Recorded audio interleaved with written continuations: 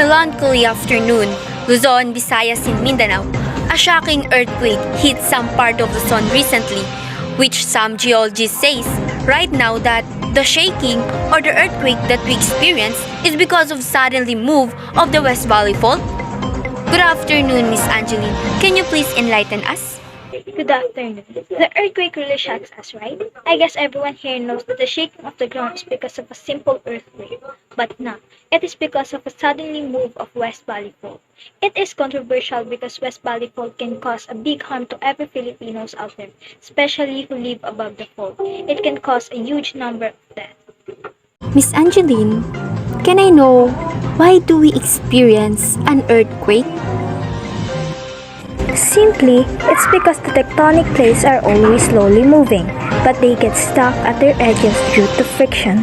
When the stress on the edge overcomes the friction, there is an earthquake that releases energy in waves that travel through the Earth's crust and cause the shaking that we feel.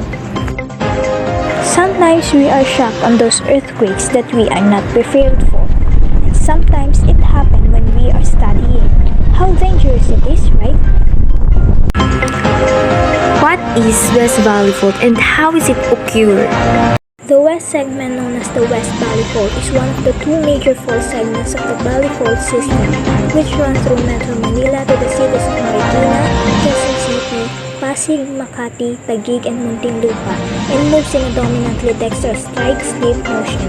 Tectonic plates typically slip over or under or along each other at a rate of 2 to 5 cm per year. Areas close to the edges of the plates become deformed by the movement of these huge sections of the Earth's crust. Fault lines are created as these adjacent parts of the plate become deformed and cracked. What is the possible impact of this kind of fault? When the West Valley Fault movement generated a 7.2 magnitude earthquake, 34,000 people may die and will damage lifelines including water, infrastructure, roads, ports, and telecommunications. West Valley Fault is really dangerous for us, Filipinos. And recently, we felt the shaking of the ground, which we know it was caused by a suddenly move a West Valley Fault. Don't be panic everyone. Some of our rescue team is on your way. By the way, thank you Miss Angeline. Now, let's find out the condition of our co-Filipinos in Pasig. Justine? Right now, Miss Lovely, a big trouble is being experienced by the people of Pasig. And at this point, 13 people died. 19 people have been injured, but we are still not sure because, as you can see, at this time, the tremors are still here and being felt.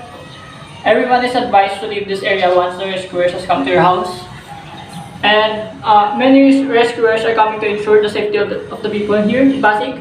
Back to you, Miss Lovely. I greatly appreciated Justine.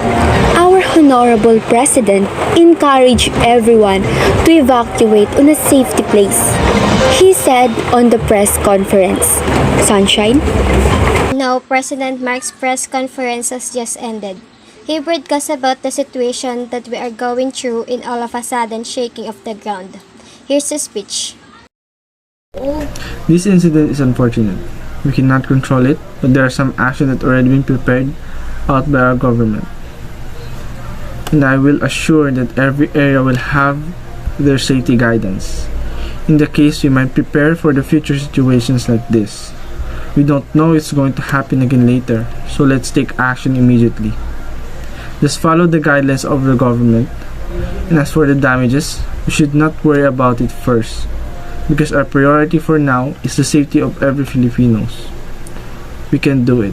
Now, I want you to obey our government and evacuate immediately, especially to those who are living near and beyond West Valley Fault.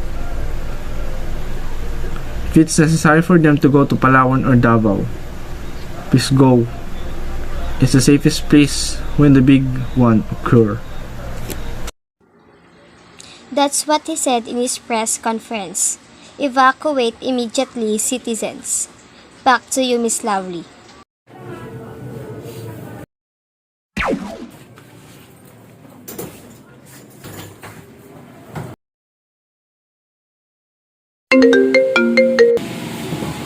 What time is it? Oh, I'm late! Hey bro, what's with you today, huh? You're 2 minutes late. It's just something happens earlier.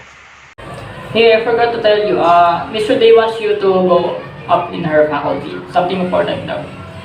Okay, thanks bro.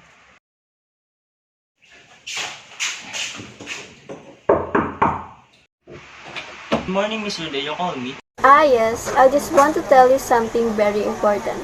Tomorrow morning, all students will gather together down to the ground and assign us into teams to promote and give knowledge about West Valley Faults. The departments wants that. Could SSG do that? Oh, yes, Mr. Day, for the sake of every student. Okay. Thank you, Mr. Renan.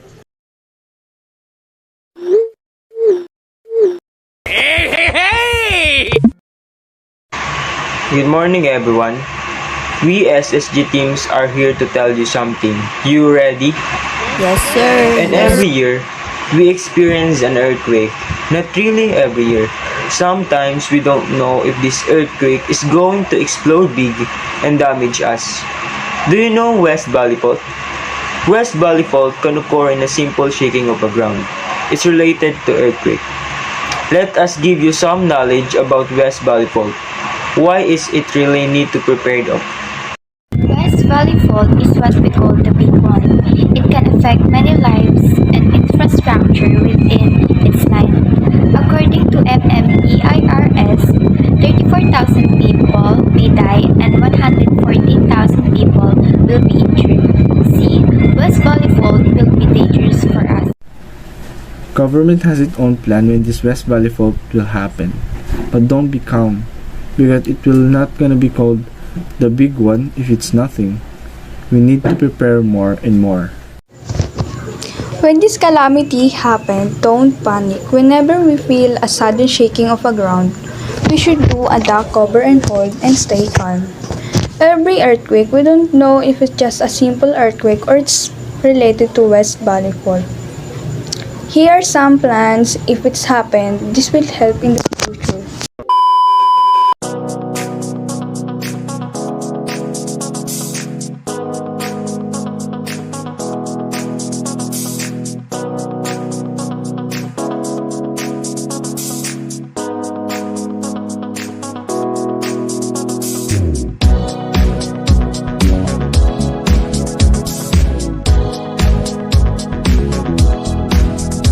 Step 1. Find out the distance of your home and workplace from the West Valley Fault.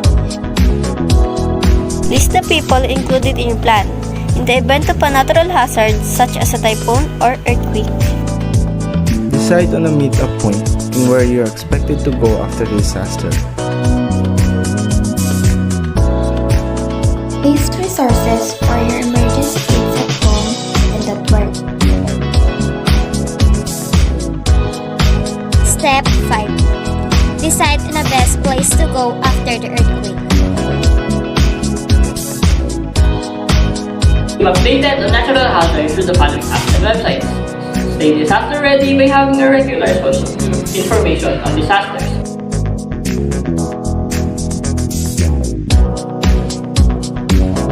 Regularly stock up on resources and check the expiry dates of supplies.